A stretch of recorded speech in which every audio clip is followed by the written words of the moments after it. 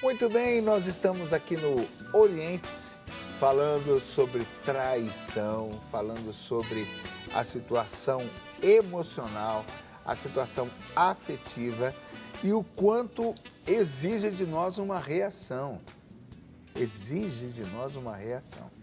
E, ô Reginaldo, e uma situação dolorosa como a traição, a gente não consegue se ver livre das consequências tão rápido não, né?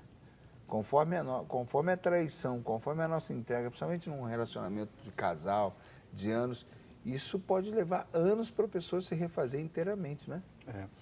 Existem alguns acadêmicos que eles fazem uma associação entre traição e estresse pós-traumático. O que é o estresse pós-traumático? É a pessoa que passou por uma situação de trauma e toda vez que alguma coisa lembre aquela situação, ela tem crises enormes de ansiedade. Né? É interessante entender um pouquinho essa metáfora, porque a pessoa que ela é traída, ela tem uma série de crises de ansiedade, ou de raiva, né, ou de tristeza, porque aquela situação é relembrada, aquela situação. Então, ela passa por todos esses sentimentos de ansiedade, tristeza e raiva. Né? Então, imagine só uma mulher que é traída, não é? Ela está em casa e o marido fala tal coisa, relembra aquela traição, ela já entra em ansiedade, ela entra em raiva já, né, naquele contexto ali, né? Então, precisa ter um espaço para se conversar sobre isso, para diminuir esse trauma que essa pessoa está sentindo, né? Que não é fácil. Não é fácil. Não é fácil. Aí um acompanhamento profissional vai muito bem. Vale a pena. O acompanhamento profissional é uma das soluções, mas há pessoas que passam por traumas, que passam por um acompanhamento religioso e elas também se sentem muito bem. Então, não existe uma solução, né? Existem vários leques de soluções. É bom a gente falar sobre isso, porque tudo isso está envolvido na existência humana, não é? Não dá para viver a vida como a gente diz na gíria, empurrar com a barriga, né, padre? Não dá para viver a vida inconsequente. Vamos vivendo, deixar a vida me levar, como diz o samba lá, vamos vivendo por viver. Não dá. Quando você falava da esposa traída, eu fiquei imaginando aqui o quanto que tem de sonho, né? De projeto, de ideal, de desejo, que vem lá da infância, lá das primeiras brincadeiras de boneca, sonho de dia ser feliz. Então, é toda uma vida que, em um gesto, a gente como que golpeia quase que mortalmente todo esse sonho. É algo realmente traumático, né? Não é fácil lidar com isso. Mas, ao mesmo tempo, tirando esse lado, olhando para o nosso lado, infelizmente, não é, padre? Eu penso que falta catequese para a gente, né? A gente precisa ser muito mais responsável pela nossa existência, né? Sim, a gente precisava lidar com isso com muito mais seriedade, muito mais cedo. Começar muito cedo. Talvez ali na pré-adolescência, não sei. Começar a lidar um pouco de maneira mais consciente com a nossa vida, porque não dá para a gente entrar em qualquer sentimento, em qualquer aventura, em qualquer namoro, porque a gente vai estragar tudo e o nosso sonho que vai se perder. Vamos quebrar a cara, né? Cada fato ocorrido, cada história da pessoa vai trazer uma consequência. E essa consequência é desastrosa, muitas das vezes, né? Como nós estamos falando aqui hoje, desse tema traição. Então, é uma consequência desastrosa. E por isso que precisa dessa catequese, dessa busca, né? Tanto do padre, a busca religiosa, né? Quanto a busca do psicólogo. Na minha paróquia, onde estou, onde ajudo, aqui em Valinhos, nós, como eu disse, somos 2 padres, nós atendemos o povo de Deus que vai lá, eles colocam a sua vida, a sua história, e tem casos que eu mesmo falo, né? E o padre também que mora comigo, né? Também ele diz a mesma coisa, olha, tem caso, o seu caso, nós temos aqui 4 que são psicólogas. Lá é 4 mulheres, Reginaldo. Tá faltando uma figura masculina ali. Figura masculina. Né? Então, nós oferecemos na paróquia 4 psicólogas e nós percebemos, olha, isso você vem aqui uma vez no mês, ou então quando você quiser, retorne, mas também temos aí a psicóloga que vai te ajudar. Em 2004 eu passei por um grande questionamento de vida, mas fiquei assim, insatisfeito, e enquanto eu não tivesse uma resposta eu não ia seguir em frente, decidi assim. Então eu dei um no cravo, outro na ferradura. Sim. Eu fui para o atendimento psicológico, que me atendia uma vez por semana, e também uma vez por semana tinha uma senhora dessas intercessoras para valer, que me atendia em oração para valer. Então, eu trabalhei isso e foi mais ou menos uns 40, 45 dias, e no meu coração, muita coisa eu fui entendendo, o quanto que eu estreitei o meu corredor, o meu horizonte se tornou só um corredor, e o quanto eu estava magoado com as coisas por exigir muito que tudo estivesse somente dentro desse corredor e que esse corredor fosse maravilhoso. Interessante, né? Então eu tive que ir perdoando, recebendo oração e ao mesmo tempo ir abrindo e percebendo que não era um corredor, era um horizonte. Passaram-se uns 40, 45 dias e eu falei, estou pronto, bora, segue em frente a vida, beleza, entendi, tal, show de bola. Então, é muito bom a gente passar por essa ajuda, a gente precisa. E a história de cada um não é, padre? Sim, um tem um pai mais exigente, o outro tem um pai mais... Eu tive um grande amigo que tinha todas as crises do mundo, porque o pai liberava tudo. Ele falava, meu pai não me ama, ele não se preocupa comigo, tudo que eu quero ele me dá. Ele dá. Olha que loucura, né? Não faz a pessoa crescer. Cada um tem um tipo de história e um tipo de situação que o leva a sofrer. Sim, sim. Né? Reginaldo, o Zé Lopes, um abraço, Zé Lopes. O Zé Lopes está sempre ligado aqui no programa e ele faz uma pergunta interessante. Ele fala, essa situação engloba um autor, né? Engloba a outra pessoa que foi envolvida e muitas vezes engloba uma plateia. Por exemplo, numa família tem até os filhos. Né? Toda a situação engloba um autor, um outro e uma plateia. Aí ele diz, algum desses três são mais importantes ou acabam todos sendo vítimas, coparticipantes da situação? Todos são atingidos? Na clínica, eu sempre digo que a traição, os três são vítimas. Né? Quer dizer, a pessoa, entre aspas, que foi traída, o traidor é vítima também, e a pessoa que é amante é vítima. Sim.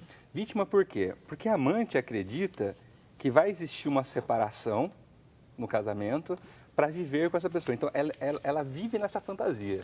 E ela, muitas vezes, já vem de frustrações de outras... Exatamente. O traidor, ele de certa forma, ele está traindo a si mesmo porque ele está indo contra os próprios valores, ele não está sendo modelo e referência para a família dele. Então, ele é vítima também. E a traída, ela não sabe, ou ela descobriu recentemente o que estava acontecendo. Né? Então, ela é vítima dessa situação. Então, os três são vítimas. Né? E se pensando na plateia, que ele está falando que talvez seja a família, os amigos, né? Talvez os amigos nem sejam tão vítimas assim, mas se a gente pensar na família, sim. Porque qual é o modelo e referência que esse pai ou essa mulher, essa mãe está dando para os filhos? Todos são participantes da situação. Então, todos são, de certa forma, vítimas dessa situação também, né?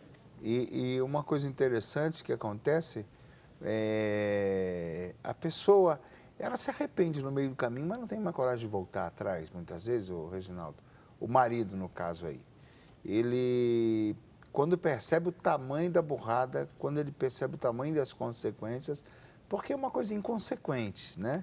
Você faz sem medir. Como o padre falou, o impulso. Uhum. Fez por um impulso. Depois já está envolvido, outras pessoas envolvidas, já prometeu, já se tornou bastante complicado. Né? É complicado. A gente pode começar com a ideia de que a traição, ela também pode ser vista como um vício. É muito interessante, a gente que atende em clínica, a gente atende pessoas que traem muito. E é como se fosse um vício. A pessoa faz uma vez, faz uma segunda vez, e ela não para, ela entra como se fosse um jogo, ela se vicia naquilo, não é? E aí ela só começa a sofrer quando ela é descoberta. E aí ela sente culpa e tudo mais, aí abre espaço para ela sofrer naquela situação. Então, assim, a traição é um vício, a gente até fala assim, nunca traia. Uma paranoia. Oi? Uma paranoia. Ela gosta da aventura ali, do segredo, do risco, do adrenalina que dá. Será que é um pouco do vício voltado a É isso? difícil generalizar, Laércio, pelo seguinte, a gente poderia pensar que para acontecer uma traição, a gente poderia pensar, primeiro, um dos pontos é a qualidade do relacionamento. Qual é a qualidade desse relacionamento? Só para pensar na qualidade do relacionamento, a gente pode pensar em várias coisas. Então, por exemplo, o relacionamento começou errado, às vezes começou com uma gravidez, então o parceiro não gosta dessa pessoa que ele engravidou. A gente poderia pensar, às vezes, o estilo de conviver com o outro. Às vezes, falta modelos afetivos em casa e essa pessoa não consegue ser afetiva com o seu parceiro, né? A gente pode pensar também em várias outras coisas que estão em jogo nessa qualidade, que ela não se mantém essa qualidade. Ó, eu estou tocando no ponto da qualidade, mas pode nem ser a qualidade. Pode ser que até haja qualidade, mas a história individual de cada um, às vezes, é muito complicada, viu? Uma pessoa que já trai há muitos anos, quando ela entra em casamento, ela se mantém traindo também, né? Agora, mesmo tendo qualidade no relacionamento. Agora, vem cá, não falta psicologicamente, assim, um pouco de adrenalina, um pouco de aventura? A gente não pode dizer que tem pessoas que, quando se casam, assumem a instituição como algo muito rigoroso, como um exército, e você tem que viver aquilo ali, e é justamente essa rotina que vai deixando você morto. Porque eu vi uma vez uma crítica no jornal muito interessante, muito legal. Aliás, eu tenho ela salva, eu acho, no meu computador, que o rapaz falava, olha, eu já casei 3 vezes, mas com a mesma mulher. E aí ele falava dessa falta de qualidade, dessa falta de alegria. Ele falou, casa de novo. Se você tiver, aí ele falando da parte financeira, se você tiver que arrumar uma amante, você vai ter que comprar as roupas, você vai ter que mobiliar um apartamento, você vai ter que gastar uma grana. Então faz o seguinte, compra as roupas e remonta a sua casa e faz uma nova lua de mel e faz tudo de novo. E ele dizia, eu já fiz isso 2, 3 vezes e é uma ideia interessante, porque a gente pode... Casou, arrumou a casa, formou, arrumou emprego e está ali com os mesmos móveis há 20 anos, na mesma casa há 20 anos, sai todo dia e volta todo dia no mesmo horário. Não tem um pouco disso? É interessante você comentar isso pelo seguinte, Laércio. Eu tento dividir grosseiramente em 2 tipos de amor. O amor-paixão e o amor-companheiro. O que é o amor-paixão? O amor-paixão é aquele amor que você tem, em geral, durante 2, 3 anos, em que você tem muito mais desejo sexual, o beijo que você dá na pessoa, você fica enlouquecido, né? O pessoal fala as borboletas saindo pelo estômago, que é o amor-paixão.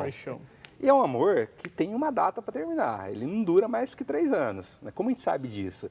Hoje tem estudos do cérebro que as pessoas, elas tiram fotografia do cérebro. Então, a pessoa vê a foto da mulher amada lá, quando está apaixonado, o cérebro começa a ativar determinadas regiões. E é muito interessante, depois de 2, 3 anos, a pessoa volta para aquele aparelho, aquelas regiões não são mais ativadas. Ou seja, a paixão não existe mais. Você se mantém com a sua parceira porque tem um amor companheiro. O que é o amor companheiro? O amor companheiro é o amor da cumplicidade, é o amor da empatia, de se colocar no lugar do outro, é o amor de ter paciência e tolerância com o outro. Só que são repertórios ou habilidades que nem sempre as pessoas aprendem. Então, o que acontece muitas vezes é que a pessoa ela quer viver só amor-paixão. Então, ela vive 3 anos com essa pessoa, aí acaba o amor-paixão, ela fala, pô, mas tá faltando alguma coisa. Eu quero mais adrenalina, eu quero mais amor-paixão. Pô, então bota a mulher fazer uma lipo. Eu já usaria outro termo. Fala, padre. Um termo que eu uso sempre, assim, nos casamentos também. É a falta da criatividade. Isso. isso. A criatividade. Coisa boa. Faz uma musculação, faz uma lipo. O vai... amor é criativo Atividade por nova. natureza. É, né? Criativo mesmo. Isto. Então, você tem que criar coisas. Isso. Você tem que criar momentos. Ótimo, isso muito bem. Né? Você tem que ser criativo. Eu falo muito, olha, se não for criativo, vai durar 2 anos, 1 ano, 6 meses. Né? Mas aí a criatividade, é o que você falou, Laércio, nessa questão aí, dos móveis, de um passeio. Talvez, padre, mas não tem dinheiro. Como que eu vou fazer um passeio? Mas se Não arrumar tem. um amante, ele vai arrumar dinheiro, ele vai dar um jeito. Sim, então tem que ser criativo. Boa, Alessandro. Eu acho que o amor companheiro, ele exige criatividade, viu? Se você não tem criatividade, você não mantém o amor companheiro. Em tudo, né? E aí mesmo até o amigo mesmo. Eu fui amizades. hospedado numa casa, porque eu vou muito a eventos, padre, e eu fui hospedado na casa de um casal e interessante que quando foi ela que foi me levar para pegar a condução para vir embora, e ela foi me levando para o aeroporto e pedindo um conselho para o casamento dela. E o casamento dela estava terminando. Por quê? Porque ele tinha um emprego estável, já estava para se aposentar. Sim. Ela, tudo que eles iam fazer, Reginaldo, até as férias, ela programava tudo, ela não deixava nada sentar no script. Você imagina? Não que podia coisa sair da... chata. E ele queria fazer umas férias de entrar no carro sem ter destino. Olha a diferença. E ela deixava tudo muito pronto. E os dois estavam perdendo o gosto. E ela veio me perguntar e eu falei justamente isso, padre. Eu falei, vem cá, não está faltando um pouco de aventura nesse negócio, não? O negócio está muito chato, esse negócio de vocês aí. Se ficar mesmice sempre... Engraçado, não faltava dinheiro. Uma casa excelente, bem montada. Há anos, um emprego estável, bom emprego, um bom salário. Ele tem uma posição boa. Então, uma casa excelente. Filha nos melhores colégios, já estava indo para a universidade. Ele já pronto para se aposentar. Eles programavam as férias, iam para os melhores lugares, não tinham mais o que fazer na vida. Aí eu também falo, sabe o quê, padre? Pega uma pastoral, vai visitar os doentes, os pobres, vai ver quem está precisando de mais, vai ver quem está passando necessidade, vai acordar para ver o quanto que a sua vida é maravilhosa, né? Porque a gente acostuma com o gosto do café com leite. Sim. De repente você bota uma canelinha, vira cappuccino, você fala, nossa, é gostoso. É gostoso. Tem que... Você criou. E é interessante, né, porque existem coisas simples que a gente pode fazer que fica gostoso, né? Se a gente come sempre naquele mesmo restaurante, não precisa restaurante caro, né? A gente pode mudar o restaurante. Se a gente pede sempre o mesmo cardápio, a gente pode experimentar um cardápio diferente. Né? A gente pode fazer um passeio que não precisa gastar muito dinheiro, mas a gente pode fazer passeios baratos em lugares diferentes, né? Fazer passeios baratos em lugares diferentes. Isso que mantém o relacionamento, o amor companheiro é isso, né? Eu passar determinadas aventuras ou situações que não são rotineiras com meu parceiro. Isso Já reparou que, vamos falar das aventuras, você falou das aventuras, eu lembrei, os filmes de romance, os filmes de amor, mostram 2 casais jovens, um dia fugindo do trabalho, indo para um parque, sendo irresponsáveis numa tarde. Bom, uma tarde não muda nada, a gente pode ser irresponsável numa tarde, não é? Muitas vezes falta uma coisa simples, pobre, criativa, que às vezes não vai custar nada. Exatamente. Né? E a gente tem que lembrar que a mulher adora isso, viu? Em geral, as mulheres adoram surpresas. Quando você faz surpresa para a mulher fica encantada com a situação. Né? Eu sou suspeito para falar, porque, na minha opinião, os homens são mais românticos do que as mulheres. É mesmo? É. Será que você não faz... Eu acho que você faz parte de um grupo menor, viu? A Amália, padre, ela está dizendo que a traição é muito dolorosa, marca muito a vida da gente, mas no caso de uma situação, um casal, quem mais sofre são os filhos. E aí, a plateia, voltamos ao assunto da plateia. Reginaldo, os filhos são muito marcados nisso. Né? É interessante comentar sobre os filhos o seguinte, os filhos estão dentro de uma redoma, em que os pais são modelos, estão protegendo os filhos. Tudo que o pai e a mãe faz se torna modelo e referência para os filhos. Então, se o pai traia a mãe, ou se a mãe trai o pai e o filho descobre, qual que é a mensagem que vai ser passada? Não se confia no parceiro amoroso. Não se pode confiar. É perigoso. Se confia, o outro pisa na bola com a gente. Por isso que muitos filhos de casais separados já tem aquele negócio. Não, vou casar se não der certo, já. Exatamente. Já vem... Acaba sendo essa referência. Então, às vezes, a gente que atende na clínica, é muito interessante de perceber isso. Às vezes, pessoas que não se entregam no relacionamento, não se envolvem. Por quê? Porque tem esse trauma lá atrás de que, se minha mãe que era amorosa, afetiva, se entregou, se tem mal, por que, doutor, você quer que eu me entrego? Eu vou me dar mal também? A grosso modo é isso, né? Então a pessoa fica muito resistente de se envolver nos relacionamentos, né? Então um dos malefícios que produz é isso, viu, Lércio? A gente pode ter uma traição porque uma das pessoas é fria, não passa de certo limite, não se entrega para valer. E o outro vai percebendo, ela não se entrega, o tempo vai passando. É a típica atitude, né? No caso, a gente pode encerrar esse bloco falando, o amor é criativo da parte dos dois. Da parte dos dois. O amor, ele exige que os dois se manifestem, como a gente começou o programa dizendo, né? E até mesmo os filhos.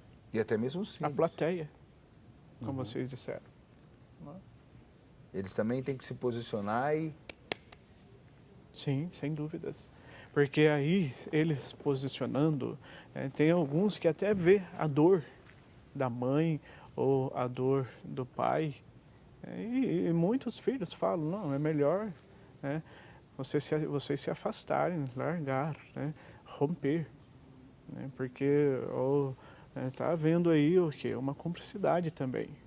Ele está ficando aqui só por causa de mim, da minha pessoa. Mas só que aí há uma tristeza dentro de vocês, há uma infelicidade. Interessante o jeito que o padre coloca, né? O filho pode ser um mediador de paz, então. Sim, sim. Se ele tiver uma boa maturidade, tem vários casos que acontecem. Que o filho tenha a maturidade suficiente para liberá-los, já que eles estão se violentando. Sim. É interessante. E é adolescente ainda. Né? Adolescentes. É interessante o que o padre está dizendo, porque nós atendemos adolescentes e é observado que eles têm uma maturidade muito além da idade deles, alguns adolescentes. Eles observam como os pais se relacionam, eles entendem por que eles se relacionam daquela forma. É muito interessante a gente atender e perceber que o adolescente superou o pai e superou a mãe. A mãe. Ele consegue enxergar coisas que o pai e a mãe não observam, né? Nesse sentido que o padre falou, tem razão. Às vezes, é esse jovem que consegue orientar os pais. Eu estou adorando esse momento do programa porque a gente pode já concluir que o amor não é água parada. Não. O amor não é água parada. Essa história de que eu cheguei, amei, namorei, casei, estou aqui como era no princípio, agora e sempre, amém. Isso está fadado à falência. Com certeza. Quem está falando é o padre, não sou eu não, nem é o psicólogo. O amor é criativo. O amor é criativo. Por natureza. O amor é sair de si mesmo. Sair de si mesmo. Nós vamos para o intervalo e voltamos já já.